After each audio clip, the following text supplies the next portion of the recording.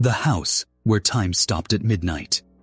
The chime came first, one sharp metallic note that cut through the stillness like a scream. Then, silence. Every clock in the house froze, every phone screen dimmed, and the blinking red light on the camera stopped. Midnight. Samantha felt her breath catch in her throat as the second hand on her watch halted. It didn't tick. It trembled, as if something invisible held it there. Her friends, Daniel and Mia, stood motionless in the parlor, their flashlights flickering weakly. The air grew heavy, pressing down like deep water. Daniel whispered, "Do you hear that?" At first, there was nothing. Then a soft sound drifted from upstairs. A slow, rhythmic ticking, the only one left moving. It came from the master bedroom.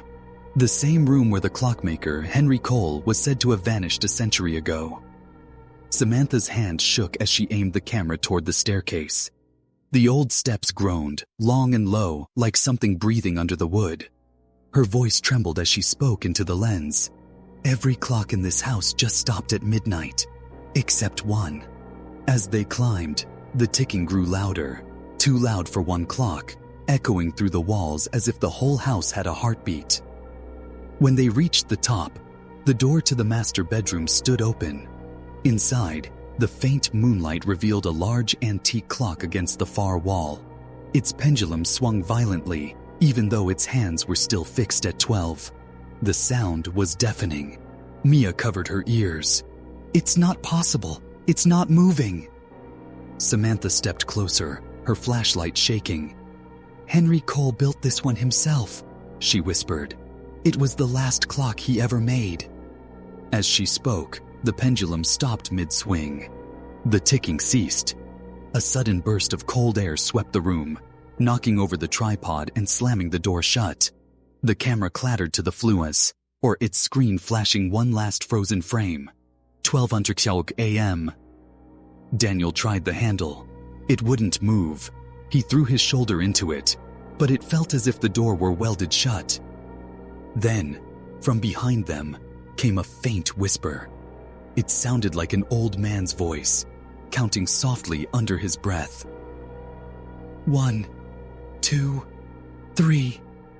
Mia backed into the corner trembling. "Who's there?" The whisper stopped. The room grew impossibly quiet, the kind of silence that presses on your eardrums. Then, from inside the clock, something clicked, like a latch releasing. Samantha turned just in time to see the glass face of the clock crack. A faint beam of light poured through the fracture, pulsing like a heartbeat. Daniel took a step forward, reaching toward it. "Don't!" Samantha started, but the moment his fingers brushed the glass, the light burst outward in a blinding flash. When the brightness faded, Daniel was gone. Only his phone remained, frozen mid-recording, the time on the screen unmoving, 12:00 a.m. Samantha screamed his name, pounding on the door, but the only answer came from the clock, its cracked face now glowing faintly red. Then the voice returned, closer this time, whispering right beside her ear. "You shouldn't have wound it." The light in the room flickered once, and everything went dark. The power came back with a soft hum. But the house was different now. Too still, too quiet. Samantha blinked in the sudden light from her camera, which had somehow turned itself back on. The recording timer blinked red, but didn't move. It was still frozen at 12:00 a.m. Mia was sobbing quietly near the door, her back pressed to the wall. "He's gone, Sam. Daniel's gone. What did we do?" Samantha didn't answer. Her hand shook as she picked up Daniel's phone from the floor. The screen flickered once, then showed the last thing it had recorded. Daniel leaning toward the clock, his reflection in the cracked glass. But behind that reflection was another figure, an older man, pale and sunken, wearing a long apron covered in dark stains. He was staring straight into the camera. Samantha dropped the phone. "We have to get out of here." They ran downstairs, their footsteps echoing too loud on the wooden floors. But when they reached the front door, it wouldn't budge. The brass knob turned endlessly, as if disconnected from anything real. Through the windows, the world outside was swallowed in thick fog. The streetlights that once glowed on the driveway were gone. "Where's the light?" Mia whispered. "We were only supposed to be here for one night." Samantha took a shaky breath. "We'll find another way." She moved toward the back of the house, past the kitchen, where dozens of old wall clocks hung like silent watchers. Each one was frozen at 12. Then one of them moved. The second hand twitched once, then again. Suddenly, the clocks began ticking, one after another, filling the air with hundreds of overlapping ticks and talks. It was maddening. Samantha clamped her hands over her ears. And then all at once, they stopped. The silence after was deafening. From the hallway came a faint mechanical whirring sound, like gears turning. The grandfather clock near the staircase began to chime on its own. Once, twice. Then the pendulum started swinging, but backward. Mia backed away, her voice barely a whisper. "Samantha, it's counting down." The air turned icy cold. A faint mist leaked from the seams of the clock's wooden frame, curling across the floor. Samantha stepped closer, the mist swirling around her shoes. Etched into the brass plate below the clock face were the words, "He stopped time to keep them forever." The gears groaned, the chime echoing like a slow heartbeat. On the floor, Daniel's phone buzzed weakly. Its camera light flickered back on, pointing toward the hallway mirror. There, reflected in the glass, Daniel was standing, his face pale, his eyes blank. His lips moved soundlessly. "Daniel!" Mia screamed. She ran forward, but as she reached the mirror, the reflection smiled. Not Daniel's smile. The glass rippled, and a hand reached out from inside, cold, gray, and shaking, grabbing Mia's wrist. Samantha lunged forward, pulling her back with all her strength. The hand slipped away just before the mirror cracked down the middle. Mia fell to the floor, gasping, her skin around the wrist marked with faint clock numerals, 11, a 12, I. The ticking returned, slow and steady this time, echoing from every room in the house. Then came the whisper again, drifting down from the stairs. "Time must not move."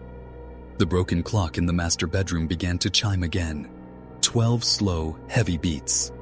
When the last chime faded, every light in the house went out. And from the darkness above, a door creaked open. The sound of the upstairs door creaking open echoed through the house, like a breath drawn by something ancient. Samantha froze, gripping Mia's arm tightly. The flashlight flickered, casting long, trembling shadows along the staircase. "Don't go up there," Mia whispered, voice shaking. "Please, Sam, don't." But Samantha couldn't ignore it. The sound of footsteps, slow and deliberate, pacing back and forth above them. They were heavier than Daniel's, too heavy. The air grew thick with the smell of dust and metal.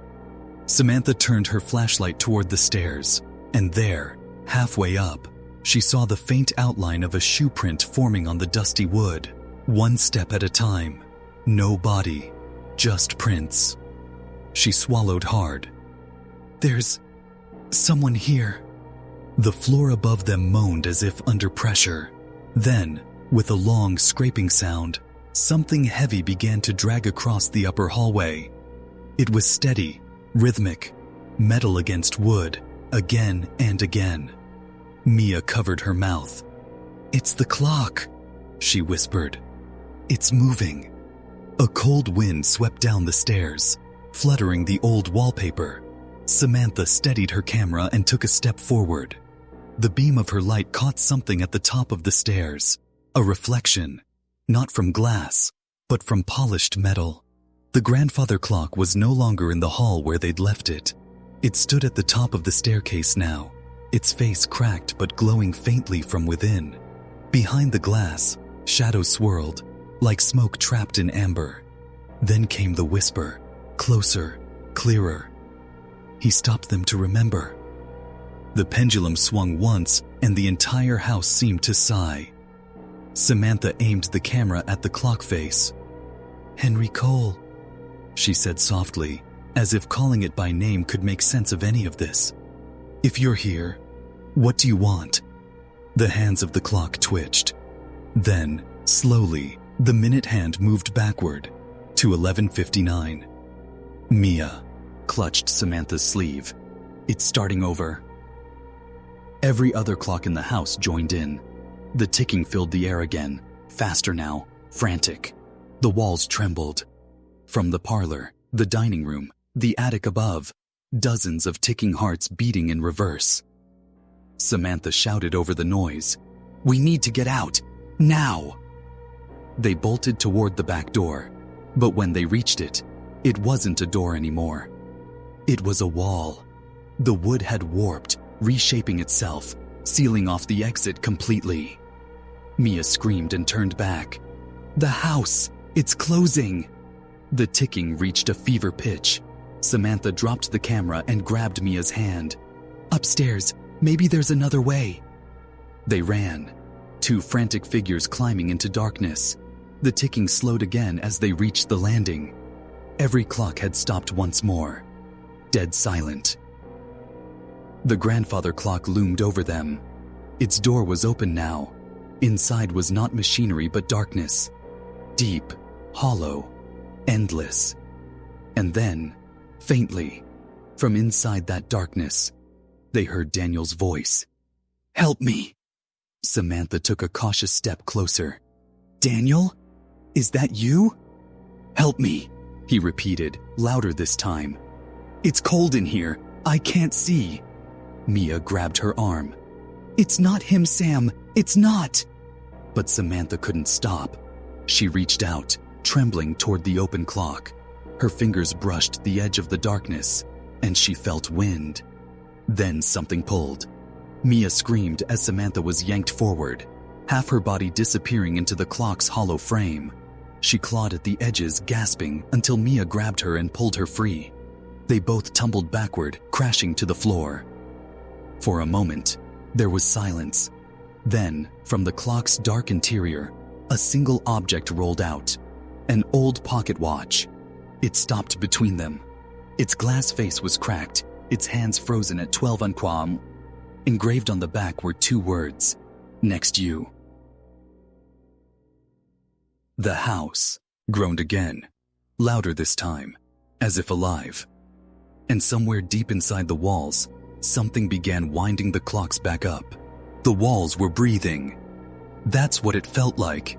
Each inhale making the wallpaper ripple, each exhale carrying a faint metallic rattle, like gears turning under the floorboards. Samantha and Mia crouched on the landing, the pocket watch glinting faintly between them. The ticking had started again, but now it came from inside the walls. Mia whispered, "We're not supposed to be here. He's winding them up again." Samantha stared at the watch. The cracked glass reflected her flashlight beam, warping her face into 1,000 tiny fragments. "He's using the clocks," she said slowly. "He's using them to trap time, to trap us." Before Mia could answer, a sound erupted from downstairs. The front door slamming open, wind howling through the house. They bolted down the stairs, hearts pounding, but what waited for them made Samantha stop cold. The front hall had changed. It wasn't the same house anymore. The furniture was gone, replaced by rows of clocks, hundreds of them, lined up like an audience.